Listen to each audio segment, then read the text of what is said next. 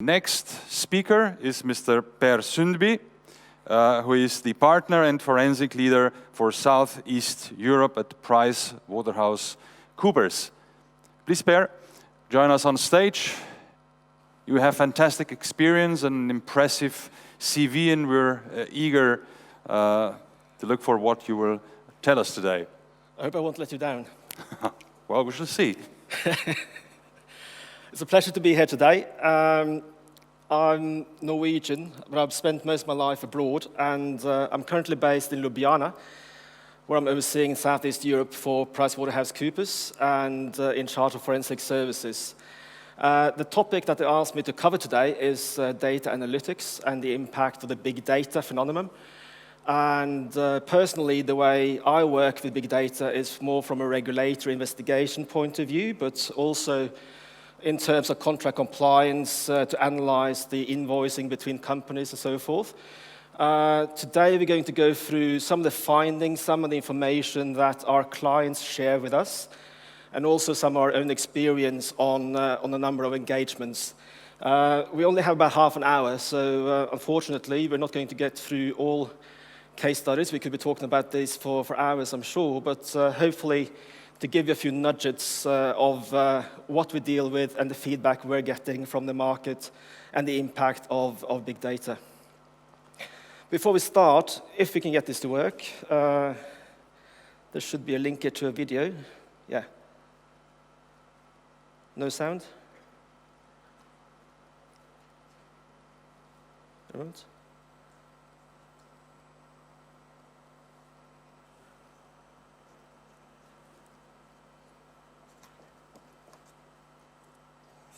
Sorry. Yeah, there's no sound to the... Yeah.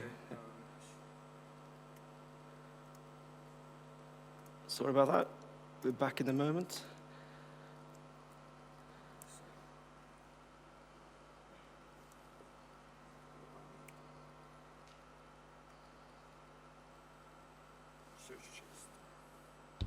There we go.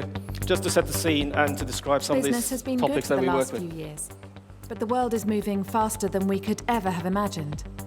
There are significant winds of change coming, and for me, working out when these are going to hit us and how to react is a huge challenge. We looked at the supply chain first. It's hardly changed for years. To optimize our supplier base, rationalize it, and reduce costs, we needed a much better view of how it currently works. Using data analytics, we could visualize our entire supply chain and model how various scenarios and changes could help us remove costs and improve reliability. But it didn't happen overnight. We realized that we needed a technology operation that could deliver this insight. And to make that happen, we needed the right technologies, the right processes, the right mindset, and the right people. That was the start of the journey. Today, we use data analytics to inform and manage all aspects of our business, from customer service to procurement to store performance. It underpins everything we do. The winds of change are still going to come. I still don't know exactly where they're going to land, but I'm far more confident now that we're agile enough to see the changes coming and to react quickly, to embrace them and profit from them. In a world exploding with potential, the way you embrace analytics will greatly affect your business. At PwC, we help you design and embed a data and analytics strategy that works across your organization. We help you use data to generate powerful insight at speed. We help you to get it right. Before I came to Southeast Europe, I've been based in many other countries, London, Germany, and also back in Oslo. And big data, data analytics is really one of the key boardroom issues at the moment. And from some of our surveys, quite recently published, I don't have to explain to you the impact of data explosion and proliferation. There's a lot of data to be captured and available out there. The market of data analytics is estimated at about £320 billion. And still, despite the impact and the importance that the C-suite people identify with data analytics, they still trust their intuition more than data. I guess that's partly because executives like to think that we're special, and it's our minds and our intuition experience that's more important. But the vast majority still trust, at this point, their own experience more than the evidence found in data. Some more data and some findings. Only 12% of the data available. I mean, there's a vast volume of data available across the business and internally and externally. Most of that is unstructured. It's not in specified fields, so you can easily access. You have to format the data and make it available, process it beforehand. The annual growth of data is immense.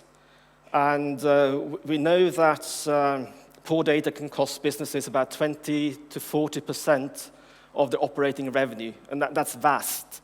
We also know from the previous slide that people or companies that do this systematically have a better operating margin of 5–6%, which is quite significant in any industry, really. Some of the trends we see, as I said before, it's a boardroom matter. It's key to use data analytics, or seen to be key for future growth, and to manage the cost, and also to decrease the risk. We'll go back to some of the risk aspects towards the end of the presentation. Also the topic of big decisions. Sometimes it's not just for operational matters to tune in to your customers and tailor the marketing to each of your customers, but you also have data support for big decisions. And some of these respondents that we work with, they have big decisions to the tune of 1 to twice the organization's annual revenue. So vast decisions, and at the moment, they trust the gut feeling more frequently than they trust the data which is available. There's also a tendency, not in all parts of the world, but we see that more in Europe, that we like to have some sort of consensus. And people expect more these days to have not just a black box to say decision this or decision that. They want an evidence-driven approach to big decisions. So that's also impacting the way organizations and management currently operate. The areas we can use data analytics are not surprisingly very wide. Increase profitability. You have to tune yourself into the competition and the competitors, interaction with customers, and also the big decisions that I just briefly mentioned. And to identify new market potentials, new strategies. I mean, I was quite intimidated earlier because you saw the flying cars and all those fancy things that I can't present today. But, they're using this data to think big transformations. The companies that do actually use this on a systematic basis, they do a lot better than companies that don't. And still, on that basis, 62% trust their own experience and intuition more than data which is available to them or data given to them by external parties. And some of the frustrations that you have on the executive level is that the quality of data is questionable. Some have had bad experience in the past. They have done some form of data analytics and still failed, and they'd rather not do it again. And also, is that data usable? And you can also see from the chart here that these concerns are much more prevalent in the emerging markets and also in the region we're in and further east, respect to quality of the data. We have the doubt from executive level again that they can actually use this for strategic purposes. They may accept that it's possible to use this again to decide which customers are profitable and which aren't, but there's some concerns as to can they really use this for operational purposes or not.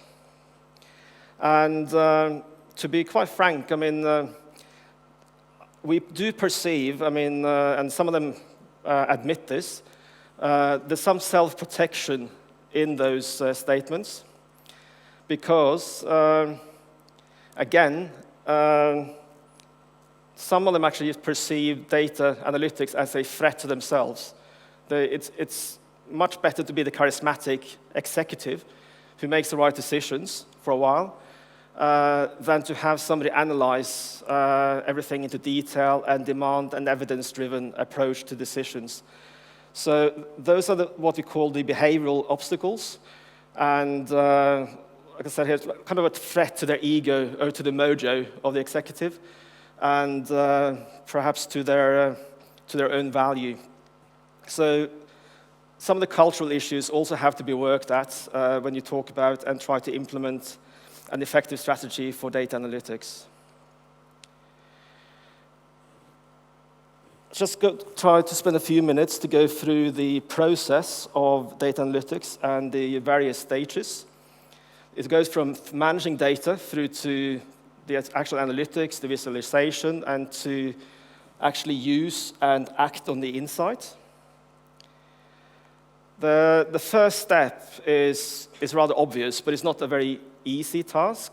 You know, there are so many data sources available,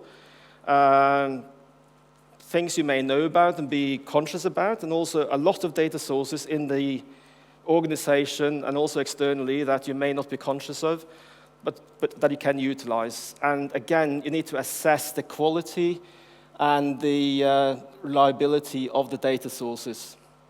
And there are structured sources, and they're easier to deal with and to manage or analyze, but the vast majority, again, of the sources are unstructured. Fortunately, we have more and more technology to help us harvest unstructured data sources and to get meaningful information out of it.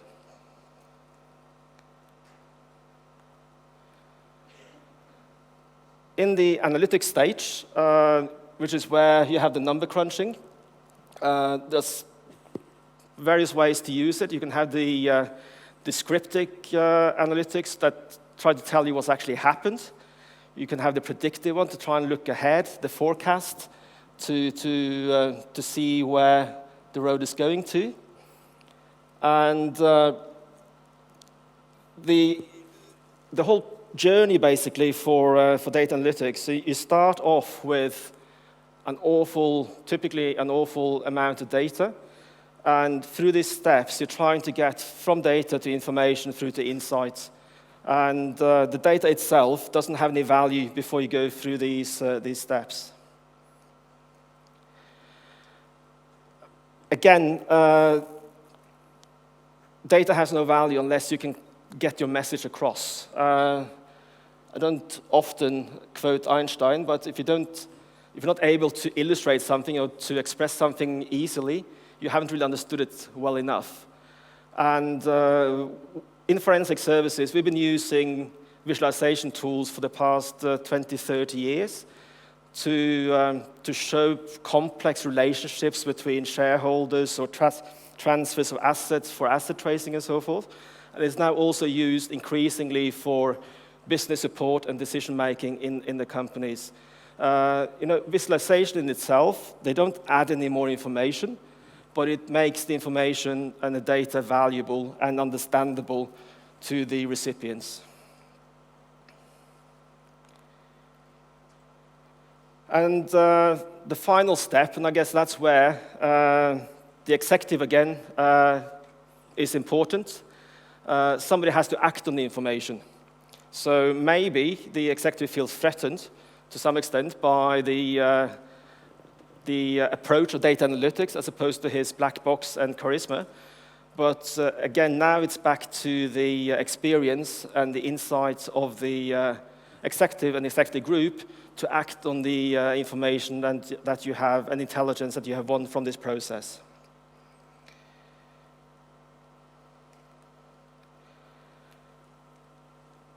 I think in the interest of time, I'd rather spend a little bit more time on the case studies in a moment. So I'm going to go through this by one slide only and cut some of them. this is sort of the cycle that we use for various stages. Again, the first identification stage, what value, what kind of data do you have, can you trust it, what happened and why, what might happen next, and then the insight, the decision making, what's the right answer for your business. And the two last steps, very important. Quite often people stop around here. I mean, on top of prediction or optimization, increasingly important, or has always been very important, the right people need to get the right information at the right time, and also to embed these data analytics and these processes into your organization. Oftentimes we see that they're just add-ons, and they're doing them ad hoc, but they need to support the business, be embedded on a continuous basis. So I'm going to skip through just the details to come through to some of the case studies. Again, once an organization has advanced a little bit further, the setup of these application data analytics will require some time. I mean, the data processing, data identification, and so forth, it's not done in a day. It does take some time, but once you have established that and made that investment, you can use it repeatedly. So this is our own kind of app store that we use internally as well as with our clients. But typically, the organization will develop a number of tools, user interfaces that can extract and produce reports ad hoc, but also on a continuous basis and monitoring basis. Stretching from customer side, very important, marketing, the pricing, supply chain, HR. Data analytics can basically support every aspect of the business. I'd like to go through, and I think that's probably more interesting, just to go through some of the examples that we have, or some of the case studies we actually worked with clients on. And obviously the names of the clients, we can't reveal them, but to share some of the experience. Some of these examples may sound rather obvious. You have had some attempts of this, I mean, for many years, but the more systematic approach is still a novelty to most organizations. So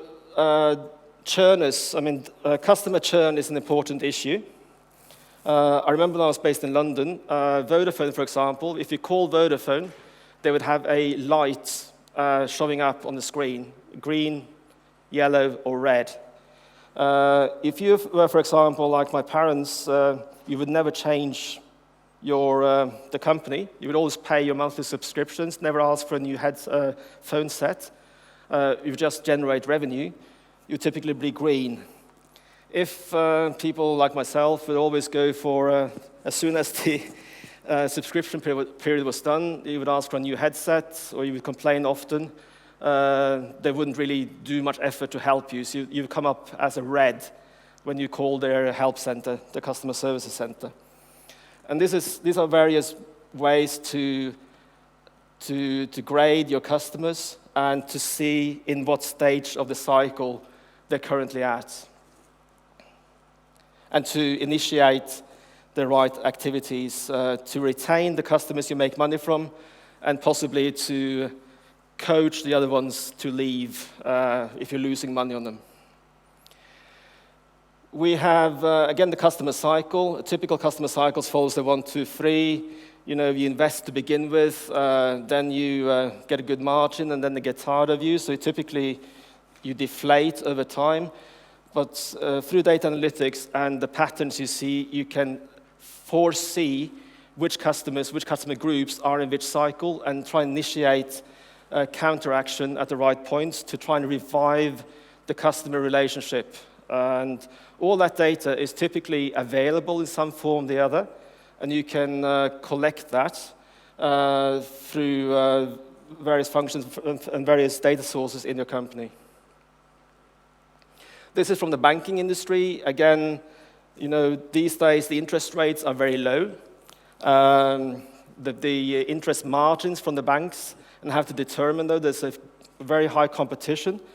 Again, this is a client, a bank in this region, and through analyzing the customers and their reactions to the interest rates, they could optimize the margin that they could claim from each customer or each customer group. And as a result, they achieved a 20% margin lift on their portfolio of on new loans.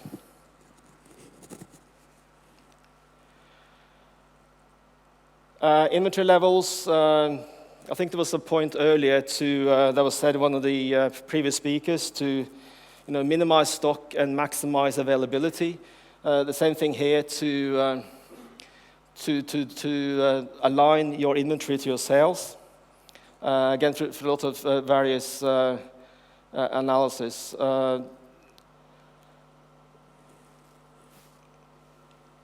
I'd like to go through 2 or 3 case studies before we go on to the risk side of data analytics. Workforce, not necessarily the number one top of mind issue in the boardroom, but still very important. We do see that staff churn as well, staff turnover is a high cost factor, and unfortunately often neglected.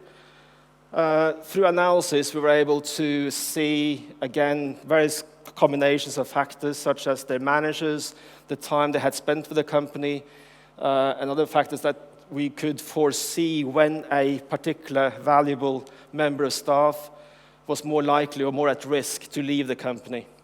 And through this analysis, and through the insight that was given through the analysis, this client had a cost saving of about 40–45% of the turnover cost, just by using systematically the data which was already available in the organization.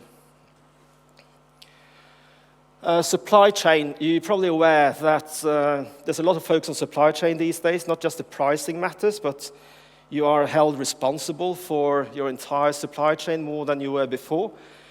So from environmental issues, from work conditions, the fashion industry, for example, a couple of years ago, there were factories in Southeast Asia, unfortunately falling down, and a lot of people were injured. And the consumers have some expectations, and it does impact your reputation and your standing. And this was a client, again, they wanted to brand themselves as environmental friendly. So we designed a model to see, depending on which suppliers, what kind of raw materials they were using, what the material or the environmental impact would be.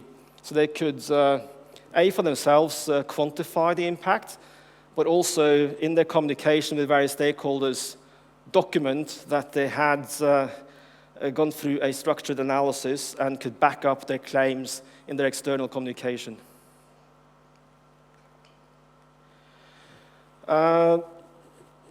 Actually, that's a good link as well. I saw the baby with the tag on the leg. This is actually in the UK where, the prison, you may not have to stay in prison, but you get a tag around your leg so they can actually see where you are at any point in time. And this is a contract compliance piece of work. There was a red flag. They had reason to believe that they may have been overcharged. And I don't know how many of these tags they have, but I think there were billions of data points. And through analyzing that data as to how many tags were active and the contact points, they identified as much as 200 million overcharge from that particular supplier. That was a huge issue. One final example, you probably heard about the Libor scandal in London. And again, a lot of the communication that was used was unstructured. Telephone calls, you had email correspondence. It's not in data fields. You have to index the data first. So again, you need to use the technology to get access to the data and to make sensible analysis out of it. And this is a tool which is being used by a client now not to investigate, but in response to what happened, to monitor the activities and communication between trade desks internally, as well as was the case with the LIBOR scandal, with other banks and financial institutions, including competitors.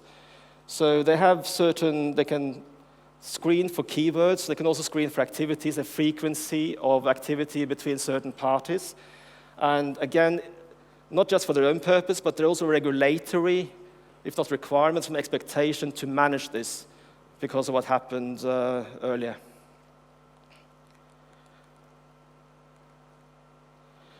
Cybercrime. We do see that some organizations are concerned. If you do digitalize information, they're concerned that people may get access to the information. That applies to personal data, but also applies to your confidential data, your IP assets, and so forth. So people are concerned that if they do this, if they go and follow the trend of digitalizing information and revamping their processes, they might be at a higher risk. Just a few weeks ago, we published our new economic crime survey, and cybercrime has emerged over the past couple of years as the main risk, or one of the main top 3 risks globally, as well as in this region. Unfortunately, in this region, we have, I think we're on average less prepared. We recognize that there is an issue, but on average, companies haven't really done much to prevent this. And it's only about 1 in 2 that have a response to mitigate the risk and to act if there is a sign of an attack. The public sector, unfortunately, but not unexpectedly, is particularly vulnerable. And the most telling thing is, I was looking at the FBI example, but we also see around here that companies are very often not aware that they are being attacked. They're actually being told by other parties. There's been an evolution in cybercrime. There used to be young guys, some girls, sitting in the basement in the rooms and hacking for fun. This has since become a big industry. People are doing this for a financial gain. They're not doing it just for fun anymore. It's something to do on purpose. And you got well-funded organized crime environments who actively recruit these people to commit cybercrime and to try and get hold of your assets, IP assets.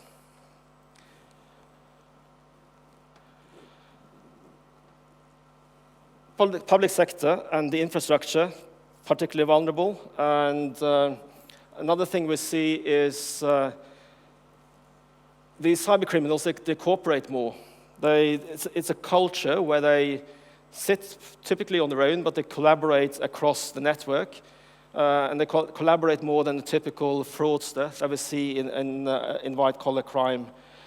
And we only have a couple more minutes. The big data explosion creates a big risk. We also see that in many mergers and acquisitions, we do due diligence. Increasingly, they also ask us to do a vulnerability analysis for cybercrime because it may have a big impact on the value of the asset you're buying, and also oftentimes once you have a business partner or you acquire a company and let them into your systems, they can become that weak door that they use to attack the main group company. So both business partners and companies you acquire need to be carefully vetted as to their vulnerability for cybercrime. But at the end of the day, we have, as I said, some people saying we can't do this because we create a risk. But all of us, or most of us, are rationally thinking human beings, and the purpose of the business is to maximize wealth or wealth creation. So we can't really not grab after that pot of gold just because having that pot of gold will expose us to or attract attention from fraudsters. We really have no other option than to innovate and also to use the information which is available. Otherwise, it's going to be a controlled closing of the organization of the company. I don't think you have any choice. You have to follow, and you just need to make sure that you combine both, create the assets, but also make sure that you protect the assets accordingly. Finally, again, I said I don't have any flying cars, but there's no time to show the video, but we opened, just a week ago actually, today, we opened a new center of excellence, global center of excellence in Poland with drone technology. The drone business apparently is estimated at some $120 billion. And one of our clients in Poland, for example, the railway operators, we're servicing them with drone technology to monitor their assets and their investments. So no flying cars, but even accounting firms such as ours try to be ahead of times, and our global center was just opened last week in Poland. There's in the handouts, if you want to have a look at the technology and how we use that, there will be a link in the handouts later. That's it.